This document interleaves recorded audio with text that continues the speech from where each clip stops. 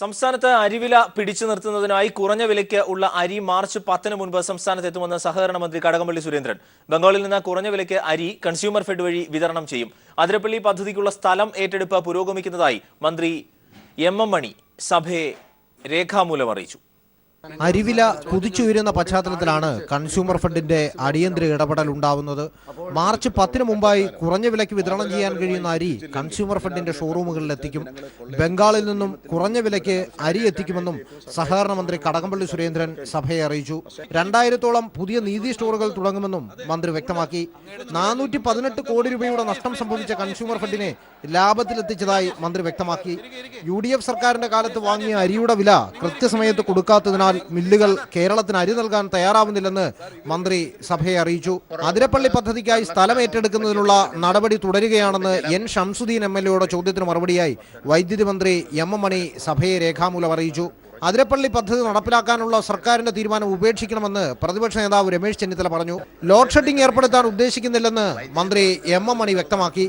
UDF സർക്കാരിന്റെ കാലത്തെ budget പ്രഖ്യാപനത്തിന്റെ ഭൂരിഭാഗവും കടലാസിൽ ഒതുങ്ങിയെന്ന CAGയുടെ വിമർശനം. 2015-16 കാലയളവിൽ മാത്രം 59 പദ്ധതികൾ നടപ്പാക്കിയില്ലെന്ന് CAGയുടെ റിപ്പോർട്ട്. കേന്ദ്ര പദ്ധതിയുടെ ഫണ്ട് വിനിയോഗം കാര്യക്ഷമമല്ല എന്നും വിമർശനമുണ്ട്. നികുതി ഇതര വരുമാനം വർദ്ധിച്ചെങ്കിലും ശമ്പള പെൻഷൻ വിതരണത്തിലെ ബാധ്യത തുടരുന്നുണ്ടെന്നും റിപ്പോർട്ട് വ്യക്തമാക്കുന്നു. 2015-16 സാമ്പത്തിക വർഷം 82 പദ്ധതികളാണ് ബജറ്റിൽ UDF സർക്കാർ പ്രഖ്യാപിച്ചത്. ഇതിൽ 59 പദ്ധതികൾ വെറും പ്രഖ്യാപനങ്ങളായി മാറി എന്നാണ് കൺട്രോളർ ആൻഡ് ഓഡിറ്റ് ജനറലിന്റെ കണ്ടെത്തൽ. കേന്ദ്ര പദ്ധതികൾക്കായി അനുവദിച്ച 4000 കോടി രൂപയിൽ 677 കോടി രൂപയും സംസ്ഥാനം ചെലവാക്കിയില്ലെന്നും സംസ്ഥാന സമ്പദ്വ്യവസ്ഥയെക്കുറിച്ച് CAG തയ്യാറാക്കിയ റിപ്പോർട്ടിൽ വിമർശിക്കുന്നു.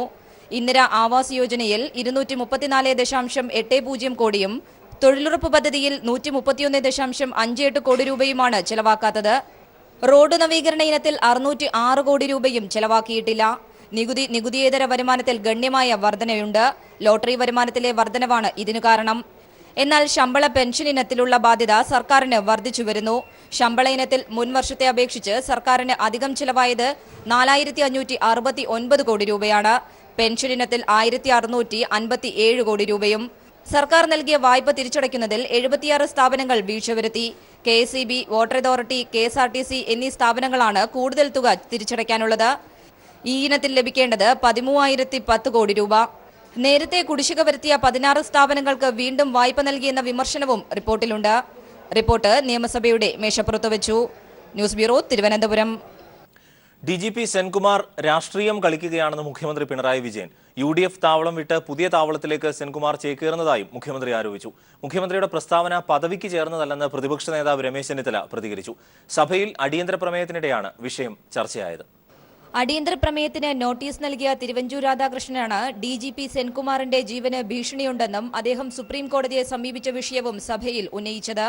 ഇതിനുള്ള മറുപടിയിലാണ് മുഖ്യമന്ത്രി പിണറായി വിജയൻ DGP സെൻകുമാറിനെ രൂക്ഷമായി വിമർശിച്ചത്. സെൻകുമാർ രാഷ്ട്രീയം കളിക്കുകയാണ്. DGP സ്ഥാനത്തിന് യോജിക്കാത്തതാണ് സെൻകുമാറിന്റെ പ്രസ്താവന. UDFന്റെ താവളത്തിലല്ല ഇപ്പോൾ സെൻകുമാർ. പുതിയ താവളങ്ങളിലേക്ക് അദ്ദേഹം ചേക്കേറുന്നതായും മുഖ്യമന്ത്രി പറഞ്ഞു. എന്നാൽ സെൻകുമാറിനെ സംരക്ഷിക്കുന്ന നിലപാടാണ് പ്രതിപക്ഷം സ്വീകരിച്ചത്. മുഖ്യമന്ത്രിയുടെ പ്രസ്താവന പദവിക്ക് ചേർന്നതല്ല. BJPയിലേക്ക് ആളെ റിക്രൂട്ട് ചെയ്യുന്ന പണി മുഖ്യമന്ത്രി ഏറ്റെടുക്കേണ്ടതില്ലെന്നും പ്രതിപക്ഷ നേതാവ് രമേശ് ചെന്നിത്തല പ്രതികരിച്ചു. സംസ്ഥാനത്ത് ക്രമസമാധാന നില തകർന്നിട്ടില്ല. സർക്കാർ അധികാരത്തിൽ വന്ന ശേഷം 171 പേർക്കെതിരെ കാപ്പ നിയമപ്രകാരം കേസെടുത്തു. ജനകീയ സമരങ്ങളിൽ പങ്കെടുത്തവർക്കെതിരെ കാപ്പ ചുമത്തിയെന്ന ആക്ഷേപം സർക്കാരിനെതിരെ ഇല്ലെന്നും മുഖ്യമന്ത്രി സഭയിൽ വ്യക്തമാക്കി. TP കേസിലെ പ്രതികൾക്ക് ശിക്ഷാ ഇളവ് നൽകിയിട്ടുണ്ടോ എന്നുള്ളത് തനിക്ക് കൃത്യമായി അറിയില്ല. മാനദണ്ഡപ്രകാരം ഇവർ ഇതിന് അർഹരല്ലെന്നും മുഖ്യമന്ത്രി പ്രതിപക്ഷത്തിന് മറുപടി നൽകി. അടിയന്തര പ്രമേയത്തിന് അവതരണാനുമതി നിഷേധിച്ചതിൽ പ്രതിഷേധിച്ച് പ്രതിപക്ഷം സഭയിൽ നിന്നിറങ്ങിപ്പോയി. നിയമസഭയിൽ നിന്നും S. ഷീജ. അതിരപ്പള്ളി പദ്ധതിയുമായി മുന്നോട്ടു പോകാൻ സർക്കാരിനെ അനുവദിക്കില്ലെന്ന് KPCC അധ്യക്ഷൻ VM സുധീരൻ. പ്രയോജനമില്ലാത്ത പദ്ധതിയാണ് സർക്കാർ നടപ്പാക്കാൻ ശ്രമിക്കുന്നതെന്നും അദ്ദേഹം തിരുവനന്തപുരത്ത് പറഞ്ഞു. പദ്ധതിക്കെതിരെ ശക്തമായ പ്രതിഷേധ പരിപാടികൾ സംഘടിപ്പിക്കുമെന്നും സുധീരൻ വ്യക്തമാക്കി. കൊച്ചിയിൽ നടിയുടെ അപകീർത്തികരമായ ദൃശ്യങ്ങൾ പകർത്തിയ മൊബൈൽ ഫോണിനായി പോലീസ് തെരച്ചിൽ ഊർജിതമാക്കി. ഗോശ്രീ പാലത്തിന് സമീപം കായലിൽ നാവികസേനയുടെ മുങ്ങൽ വിദഗ്ധരുടെ സഹായത്തോടെ തെരച്ചിൽ നടത്തി. ഇതിനിടെ പ്രതികളുമായി പോലീസ് അമ്പലപ്പുഴയിലെത്തി തെളിവെടുപ്പ് നടത്തി. സുനിൽകുമാറിന്റെ സുഹൃത്ത് മനുവിന്റെ വീട്ടിൽ നിന്നും ഒരു സിം കാർഡും ഒരു മെമ്മറി കാർഡും പോലീസിന് ലഭിച്ചു. സംഭവത്തിലെ പ്രധാന തെളിവായ ദൃശ്യങ്ങൾ പകർത്തിയ മൊബൈൽ ഫോൺ കണ്ടെത്താനുള്ള ശ്രമം പോലീസ് ഊർജിതപ്പെടുത്തി. ഇതിന്റെ ഭാഗമായി പ്രതികളുമായി ഗോശ്രീ പാലത്തിലെത്തി തെളിവെടുപ്പ് നടത്തി. നടിയെ ആക്രമിച്ച ശേഷം മടങ്ങവേ പാലത്തിൽ നിന്നും കായലിലേക്ക് മൊബൈൽ എറിഞ്ഞുകളഞ്ഞതായി മുഖ്യപ്രതി സുനിൽകുമാർ മൊഴി നൽകിയിരുന്നു. പ്രതി ചൂണ്ടിക്കാട്ടിയ സ്ഥലത്ത് കായലിൽ വിശദമായ തിരച്ചിൽ നടത്തി. ഇതിനായി നാവികസേനയിലെ മുങ്ങൽ വിദഗ്ധരുടെ സേവനം പോലീസിന് ലഭിച്ചു. ഏറെ നേരം കായലിൽ പരിശോധന നടത്തിയെങ്കിലും മൊബൈൽ കണ്ടെടുക്കാനായില്ല. തിരച്ചിൽ തുടരാനാണ് പോലീസിന്റെ തീരുമാനം. ഇതിനിടെ സുനിൽകുമാറിന്റെ സുഹൃത്തും മനുവിന്റെ അമ്പലപ്പുഴയിലെ വീട്ടിൽ നിന്നും ഒരു സിം കാർഡും ഒരു മെമ്മറി കാർഡും പോലീസിന് ലഭിച്ചു. കക്കാഴത്തെ മനുവിന്റെ വീട്ടിൽ സുനിയുമായി തെളിവെടുപ്പിനെത്തിയപ്പോഴായിരുന്നു ഇവ ലഭിച്ചത്. ഇവ ശാസ്ത്രീയ പരിശോധനയ്ക്ക് അയക്കുമെന്ന് പോലീസ് അറിയിച്ചു. കൃത്യത്തിന് ശേഷം അമ്പലപ്പുഴയിലെത്തിയ പ്രതികൾ മനുവിന്റെ വീട്ടിലെത്തി പണം ആവശ്യപ്പെട്ടിരുന്നതായി മൊഴി നൽകിയിട്ടുണ്ട്. പ്രതികൾ മനുവുമൊത്തുപോയ കടൽ തീരത്തും ഇരുവരെയും എത്തിച്ച് തെളിവെടുത്തു. തെളിവെടുപ്പിനിടെ പ്രതികളെ കാണാനും മറ്റുമായി നൂറുകണക്കിന് ആളുകൾ തടിച്ചുകൂടിയിരുന്നു. സുനിൽകുമാർ സ്വർണ്ണമാല പണയം വെച്ച കായംകുളത്തെ സ്വകാര്യ ബാങ്കിൽ നിന്നും രേഖകളും സ്വർണ്ണമാലയും പോലീസ് ശേഖരിച്ചിട്ടുണ്ട്. News bureau, Kochi, Alappuzha. താൻ തിരിച്ചു വരിക തന്നെ ചെയ്യുമെന്ന് കൊച്ചിയിൽ ആക്രമണത്തിന് ഇരയായ നടി. ഇൻസ്റ്റഗ്രാമിലാണ് തിങ്കളാഴ്ച പ്രതികരണം എത്തിയത്. സംഭവത്തിന് ശേഷം ആദ്യമായാണ് നടി പരസ്യമായി പ്രതികരിക്കുന്നത്. ജീവിതം പലതവണ എന്നെ തളർത്തിയിട്ടുണ്ട്. ദുഃഖങ്ങളും പരാജയങ്ങളും അനുഭവിച്ചറിഞ്ഞിട്ടുണ്ട്. എല്ലാ തവണയും ഞാൻ ഉയർത്തെഴുന്നേറ്റിട്ടുണ്ട്. ഞാൻ മടങ്ങി വരിക തന്നെ ചെയ്യും. പിന്തുണച്ചവർക്കും സ്നേഹിച്ച് കൂടെ നിന്നവർക്കും നന്ദിയും സന്ദേശത്തിൽ പറയുന്നു. ജിഷ്ണു പ്രണോയിയുടെ മരണവുമായി ബന്ധപ്പെട്ട് രജിസ്റ്റർ ചെയ്ത കേസിൽ നെഹ്റു ഗ്രൂപ്പ് ചെയർമാൻ പി കൃഷ്ണദാസിന്റെ ജാമ്യാപേക്ഷയിൽ ഹൈക്കോടതി മറ്റന്നാൾ വിധി പറയും. അതുവരെ കൃഷ്ണദാസിന്റെ ഇടക്കാല ജാമ്യം തുടരും. ജാമ്യാപേക്ഷയെ പ്രോസിക്യൂഷൻ ശക്തമായി എതിർത്തു. കൃഷ്ണദാസിന് എതിരെ നിരവധി തെളിവുകളും മൊഴികളും ലഭിച്ചതായി പ്രോസിക്യൂഷൻ കോടതിയെ അറിയിച്ചു. ഇതിനെ തുടർന്ന് കേസ് ഡയറിയും മൊഴികളുടെ പകർപ്പും ഹാജരാക്കാൻ കോടതി പ്രോസിക്യൂഷന് നിർദ്ദേശം നൽകി. കേസ് മറ്റന്നാൾ വീണ്ടും പരിഗണിക്കും. പ്രോസിക്യൂഷന് വേണ്ടി സ്പെഷ്യൽ പ്രോസിക്യൂട്ടർ CP ഉദയഭാനു കോടതിയിൽ ഹാജരായി.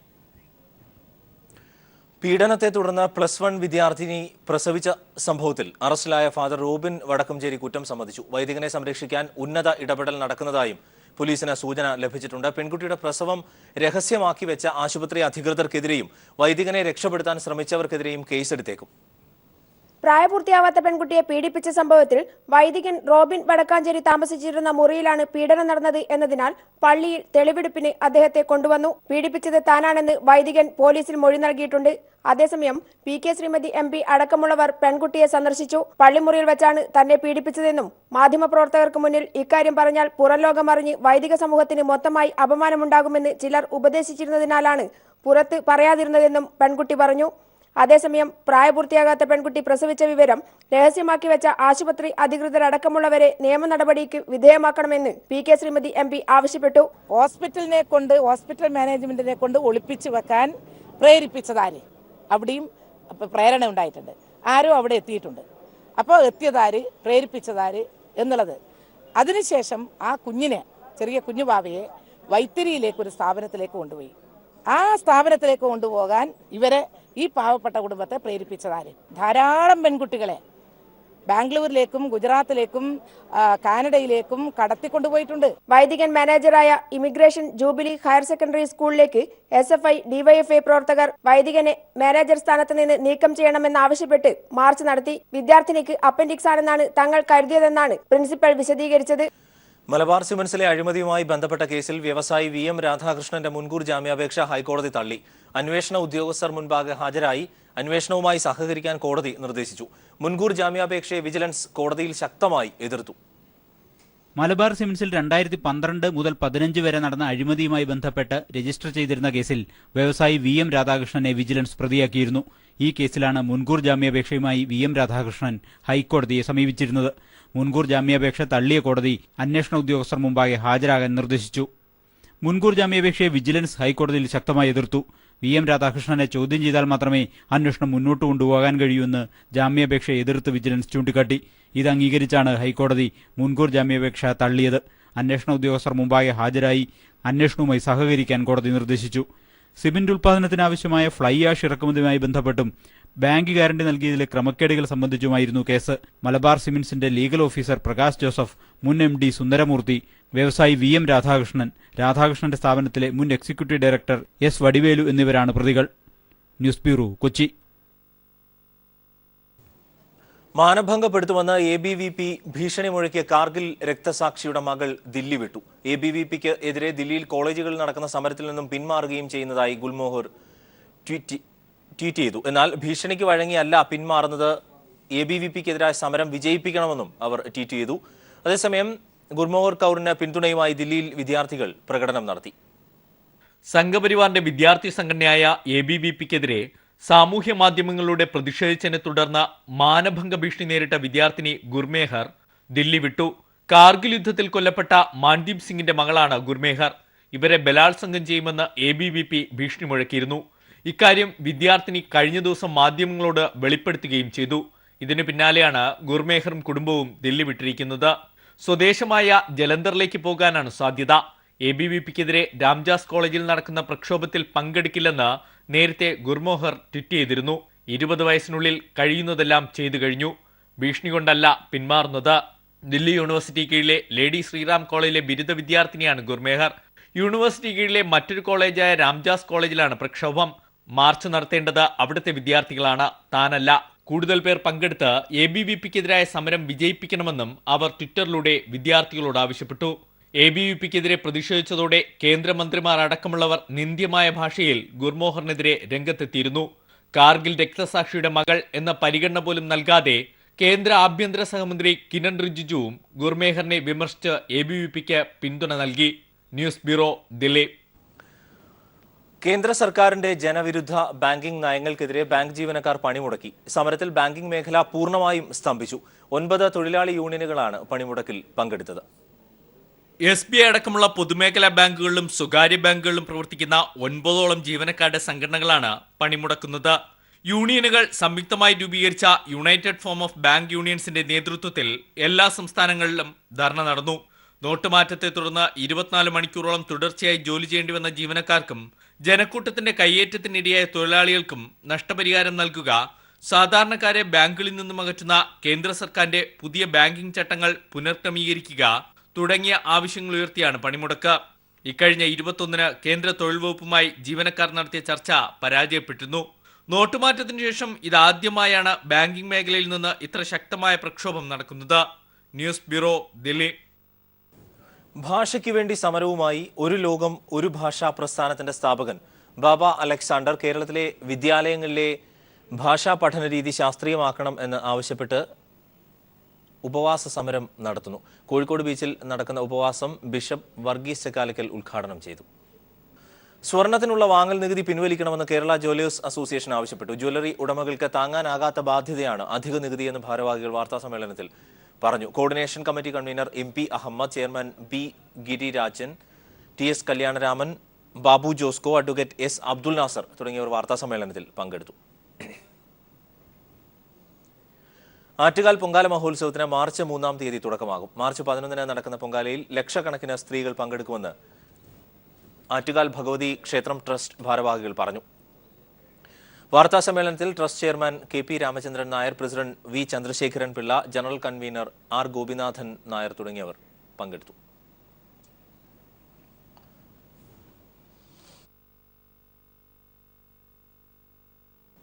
തിരുവനന്തപുരം വിതുര മരുതാമലയിൽ കുളത്തിൽ നിന്ന് രക്ഷപ്പെടുത്തിയ കാട്ടാന ചെരിഞ്ഞു. അടിപ്പറമ്പ് വനമേഖലയിലാണ് കുട്ടിക്കൊമ്പനെ ചരിഞ്ഞ നിലയിൽ കണ്ടെത്തിയത്. കുളത്തിൽ നിന്ന് രക്ഷപ്പെടുത്തിയ ശേഷം ആനയ്ക്ക് സാരമായ പരിക്കുകൾ ഉണ്ട് എന്ന് വ്യക്തമായിട്ടും വനംവകുപ്പ് ഫലപ്രദമായ ചികിത്സ നൽകിയില്ല എന്ന് നാട്ടുകാർ ആരോപിച്ചു. കാട്ടിൽ നിന്ന് വെള്ളം തേടി നാട്ടിലെത്തിയ കുട്ടിക്കൊമ്പൻ ഇന്നലെ രാവിലെയാണ് മരുതാമലയിൽ കുളത്തിൽ വീണത്. മണിക്കൂറുകൾ നീണ്ട പരിശ്രമത്തിനൊടുവിൽ ആനയെ വനംവകുപ്പും നാട്ടുകാരും ചേർന്ന് രക്ഷപ്പെടുത്തി കാട്ടിലേക്ക് അയച്ചുവെങ്കിലും ഇന്ന് 10 മണിയോടെ വനമേഖലയിൽ മരിച്ച നിലയിൽ കണ്ടെത്തുകയായിരുന്നു.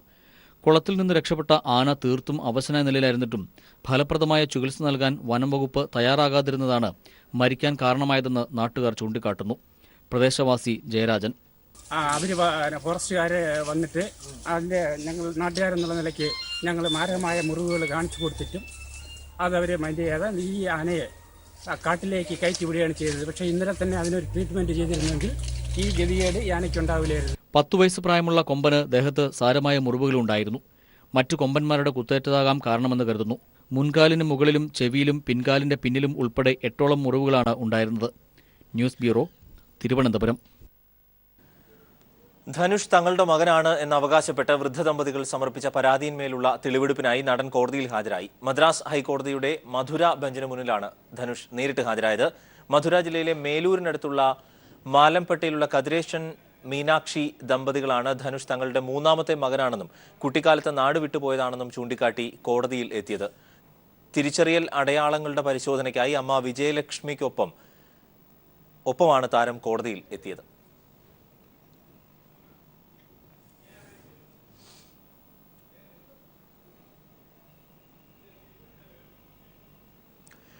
സ്ത്രീ സുരക്ഷ ലക്ഷ്യമിട്ട് നടപ്പാക്കുന്ന വനിതാ ഹെൽപ്പ് ലൈൻ ലോഗോ പ്രകാശനം ആരോഗ്യമന്ത്രി കെ ശൈലജ നിർവഹിച്ചു. മിത്ര 181 എന്ന പേരിലാണ് പദ്ധതി നടപ്പാക്കുക. വനിതാ വികസന കോർപ്പറേഷന്റെ മേൽനോട്ടത്തിലാണ് പദ്ധതി.